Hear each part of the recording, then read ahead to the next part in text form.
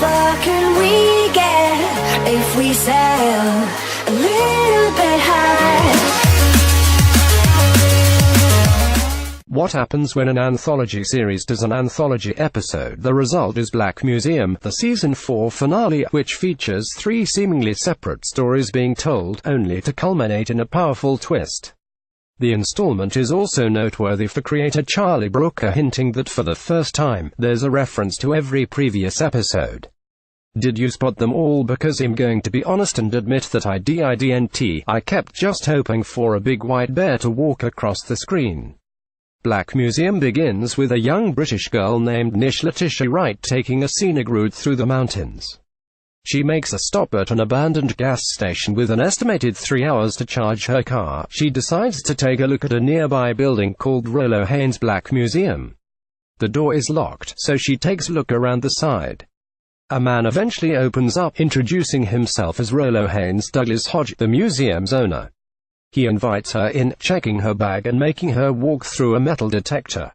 They make small talk, as she says she's sort of on vacation to surprise her dad for his birthday. It's now time to start the tour. As they walk into a room that houses authentic criminal artifacts, Haynes notices that the air conditioning isn't working. If it did something bad, chances are it's in here, he shares. He doesn't want to rush ahead to the main attraction, so he starts things off with a story about Dr. Peter Dawson. Before Haynes opened this crime museum, he worked in medical technology at a hospital in New York City. His job was to recruit people for experimental treatments. One day, Haynes notices Dawson get frustrated over losing a patient, so he approaches him with a proposition. They've been developing a way to transfer knowledge from one brain to another.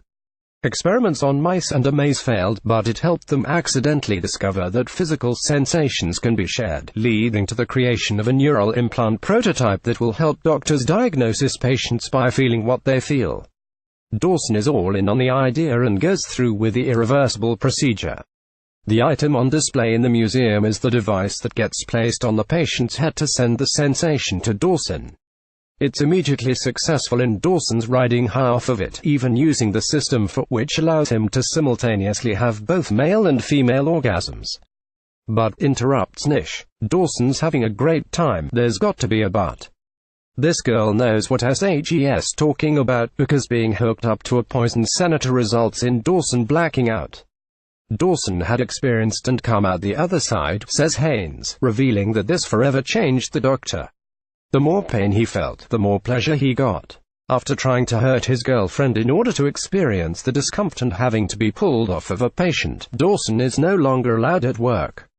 Stuck by himself at home, the pain addict begins hurting himself. I have to admit that I could barely watch as he pulled his own teeth out. But it was never enough, reveals Haynes. When he was working on himself, there was a crucial element missing: fear.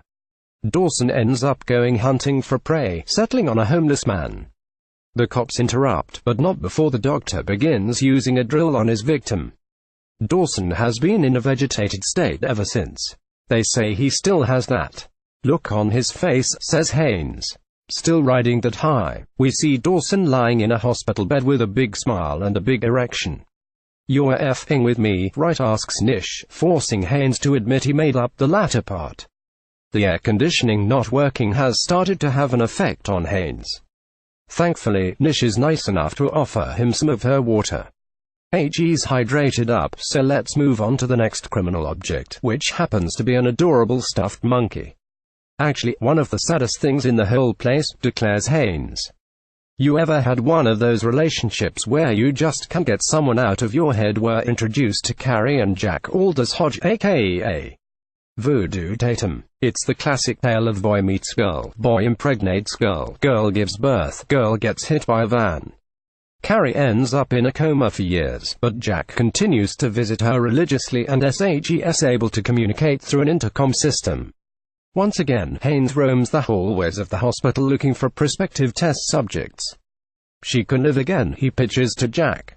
She can hug your son via you. Well, who could say no to that? Recap continues on page 2.